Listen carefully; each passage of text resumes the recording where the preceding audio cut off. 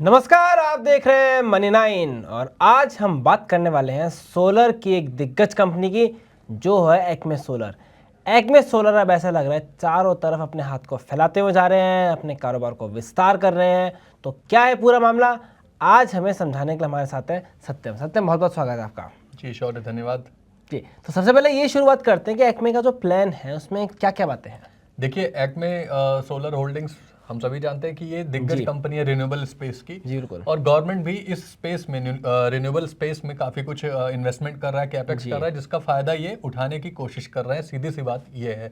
यही हमें आज स्टॉक में भी अगर हम बात करेंगे जो कि आगे वो देखने को भी मिला। एक्मे सोलर होल्डिंग ने दरअसल उनकी मैनेजमेंट ने बोला है कि हम न्यूक्लियर एनर्जी सेक्टर में एंट्री लेना चाहते हैं। हालांकि उन्होंने काफ़ी कुछ क्लियर गाइडलाइंस या कुछ डिटेल्स नहीं दिए हैं इस प्रोजेक्ट की, लेकिन इन्होंने ये बताया कि हम Acme solar holding nuclear energy sector में भी एंट्री करने वाली है।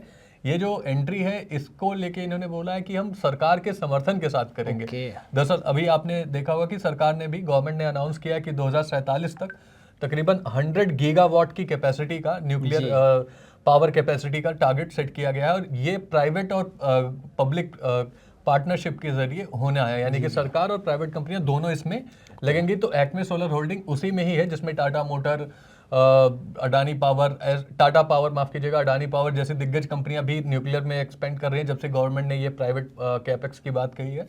तो सरकार के जो समर्थन मिल रहे हैं प्राइवेट कंपनियों को, उसी का लाभ एक्मे सोलर उठाना चाहती है और ये अपनी इन्वेस्टमेंट न्यूक्लियर सेक्टर में भी डाइवर्सिफाई करना चाहते हैं अपना पोर्टफोलियो। अभी इनके पास विंड है, सोलर है, हाइब्रिड प्रोजेक्ट्स हैं, सब चीज़ें हैं। ये अब इस पोर्टफोलियो में भी एंट्री लेना चाहते हैं। ओके, तो न्यूक्लियर की तो बात होगी, लेकिन इनका सोलर एनर्जी को लेकर आगे के क्या प्लान्स हैं? देखिए, और ये भी बात है शौर्य, बिल्कुल सही आपने बोली कि ये अपना न्यूक्लियर एनर्जी में एंट्री तो देख रहे हैं गवर्नमेंट के साथ मिलके। हालांकि ये अभी बहुत कुछ बड़ा प्रोजेक्ट नहीं होने वाला, क्योंकि 2047 तक 100 गीगावाट का सरकार का टारगेट है। लेकिन उसमें कई बड़े प्लेयर्स भी हैं, जैसे कि Tata power, NTPC, Adani power, ऐसे कई दिग्गज कंपनियां हैं। तो वहाँ पे काफ़ी कुछ बड़ा होने की उम्मीद अभी फिलहाल नहीं है। लेकिन ये जो इनके बाकी के काम हैं सोलर, विंड और हाइब्रिड एनर्जी सेक्टर्स में, उसमें ये बहुत ही तेजी से एक्सपेंशन कर रहे हैं। तकरीबन 17,000 करोड़ रुपए के कैपेक्स की बात मैनेजमेंट ने कही है, जिससे ये अपनी कैपेसिटी को, एनर्जी की कैपेसिटी को बढ़ाना चाहते हैं। फिलहाल अभी ये 2.5 गीगावाट की इनकी सोलर कैपेसिटी है। 2026 तक इसे 3.5 गीगावाट, 2027 तक 7 गीगावाट और 2030 तक 10 गीगावाट पहुंचाने का इनका टारगेट है। तो 17,000 करोड़ का इन्वेस्टमेंट कर रहे हैं, जिससे पहले चरण में यानी कि 2026 तक 3.5 गीगावाट तक के कैपेसिटी तक ये पहुंचेंगे। अभी फिलहाल इनकी कैपेसिटी 2.5 गीगावाट है। तो इनके प्रोजेक्ट्स लाइनअप भी अच्छे हैं और ये इन्वेस्टमेंट भी कर रहे हैं अपनी कैपेसिटी को लगातार बढ़ाने के लिए। तो आपने प्रोजेक्ट्स लाइनअप की बात करी है, तो कैपेसिटी बढ़ा रहे हैं, तो कुछ ऐसा होगा इन्हें आगे भी अच्छे अच्छे प्रोजेक्ट्स मिलने की उम्मीद होगी, कुछ उसके ऊपर है क्या कोई अपडेट? जी, अभी अगर हम पाइपलाइन में देखें तो काफ़ी कुछ अच्छे प्रोजेक्ट्स इनके पास हैं। जैसे 2-3 जो मैनेजमेंट ने बताए हैं, जो अभी कुछ महीनों में ही पूरे होने वाले हैं। जैसे कि गुजरात में ये 50 मेगावाट का विंड प्रोजेक्ट ला रहे हैं, जो कि मार्च तक कंप्लीट होगा। राजस्थान में 300 मेगावाट का सोलर प्रोजेक्ट ला रहे हैं, जो कि मई तक कमीशन हो जाएगा। और गुजरात में ही एक और 100 मेगावाट का विंड प्रोजेक्ट भी ला रहे हैं, जो कि अक्टूबर-नवंबर महीने में 2025 के कमीशन होता हुआ दिखाई देगा। तो पाइपलाइन इनकी अच्छी है। अगर हम देखें तो ऑर्डर्स इनके पास हैं, ऑर्डर बुक स्ट्रांग है। और वही हमें आगे भी देखने को मिलेगा, क्योंकि लगातार कंपनी कैपेक्स पे काम कर रही है। जब भी आप कैपेक्स करते हैं तो आपकी ऑर्डर बुक स्ट्रांग होती है, तभी आप कैपेक्स कर पाते हैं।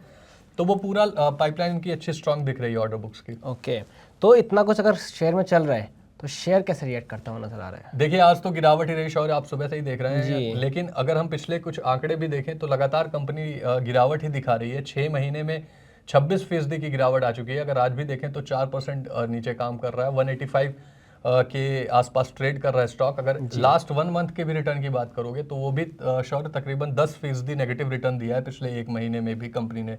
तो शेयर में गिरावट देखने को मिल रही है। इस पर प्रेशर है, क्योंकि लगातार देखिए, ये जो ऑर्डर बुक्स हैं ये काफ़ी समय के लिए होते हैं, ये तुरंत रेप्लिकेट नहीं होते। इसलिए अब अगर आप ये देखोगे 50 मेगावाट का विंड प्रोजेक्ट मार्च में कंप्लीट होगा, 100 मेगावाट का अक्टूबर-नवंबर में होगा, तो आप तुरंत एक्सपेक्ट नहीं कर सकते। और जो मार्केट पे प्रेशर है उसका सीधा सीधा असर हमें यहाँ पे देखने को मिल रहा है। जी, तो फिर ब्रोकर्स क्या कह रहे हैं, क्या उनका कुछ अपडेट है इसके ऊपर? जी, अब देखिए, इन्वेस्टर्स के लिए काफ़ी कुछ इसमें अपडेट है। हालांकि हमने एक इंटरनेशनल ब्रोकिंग हाउस की रिपोर्ट देखी है, उसमें नुवामा की रिपोर्ट है। नुवामा इनकी जो कैपेसिटी एक्सपेंशन है, कैपेक्स है, उसको लेके बहुत ही ज़्यादा बुलिश है। उन्होंने ये भी बोला है कि ये जो न्यूक्लियर में एंट्री करने को देख रहे हैं, ये भी काफ़ी चीज़ें आने वाले समय में जी। कंपनी के ग्रोथ पे दिखती हुई हमें नजर आएंगी। तो ये बुलिश है नुवामा। इन्होंने बाई रेटिंग के साथ कवरेज इनिशिएट की है और जो टारगेट दिया है वो काफ़ी एम्बिशियस है। 328 का टारगेट दिया, अभी स्टॉक जी। 185 पे ट्रेड कर रहा है। ऑलमोस्ट 77% का अपसाइड पोटेंशियल यहाँ से हमें नुवामा की रिपोर्ट के हिसाब से दिखाई दे रहा है। हालांकि हमारे जो मार्केट एक्सपर्ट हमारे साथ जुड़ते हैं, अंशुल जैन जी, उनकी राय थोड़ी सी कमज़ोर है। वो कह रहे हैं कि शेयर अभी भी कमज़ोर है और ये जल्द ही 160 के टारगेट्स भी दिखा सकता है। तो शॉर्ट टर्म में तो स्टॉक पे अंशुल जैन जी ने नेगेटिव ही बोला है कि अभी आप इससे दूरी बना के रखें, लेकिन लॉन्ग टर्म में अगर हम देखें शौर्य, तो नुवामा की रेटिंग काफ़ी इंटरेस्टिंग है। अगर आप उस रिपोर्ट को पढ़ते हैं, उस रिपोर्ट को समझते हैं, तो आप देखेंगे कि उसमें इनकी जो कैपेसिटी एक्सपेंड हो रही है, कैपेक्स जो कर रही है 17,000 करोड़ का 2-3 चरणों में, उसको लेके ये काफ़ी बुलिश है। न्यूक्लियर में एंट्री को लेके काफ़ी बुलिश है। प्लस सरकार का जो पूरा माहौल है रिन्यूएबल एनर्जी स्पेस में, न्यूक्लियर सेक्टर को लेके, कैपेसिटी एक्सपेंडेशन को एक्सपेंड करने को लेके, उस पर भी ये काफ़ी बुलिश है। तो एक तरीके से इंडस्ट्री और दूसरी चीज़ कंपनी, दोनों पर ही नुवामा ने बुलिश राय दी है और 328 का टारगेट दिया है लॉन्ग टर्म में। जी, तो पूरा मामला ये है, इसके फंडामेंटल्स अच्छे नज़र आ रहे हैं, ब्रोकर्स को भी पसंद आ रहे हैं, इतना अच्छा टारगेट दे रहे हैं। लेकिन अगर आप शॉर्ट टर्म में देखें तो जो हमारे एक्सपर्ट हैं उन्हें टेक्निकल चार्ट पर अभी थोड़ी वीकनेस यहाँ से नज़र आ रही है। तो आपको क्या करना है, ये डिपेंड करेगा आपका नज़रिया कितना है। पहली बात कि आपका लॉन्ग टर्म का नज़रिया है, शॉर्ट टर्म का नज़रिया है। दूसरा, आप नुवामा की राय को ज़्यादा वेटेज देंगे या फिर आप देंगे टेक्निकल एक्सपर्ट को, हमारे अंशुल जैन को। तो आप इन सब के बेसिस पे डिसाइड कर सकते हैं कि आपको स्टॉक में क्या करना है। फिलहाल के लिए एक्मे सोलर होल्डिंग्स इतना ही, लेकिन ऐसी स्टॉक्स के बारे में, ऐसी लगातार मार्केट कवरेज के बारे में मनी 9 के साथ बने रहिए।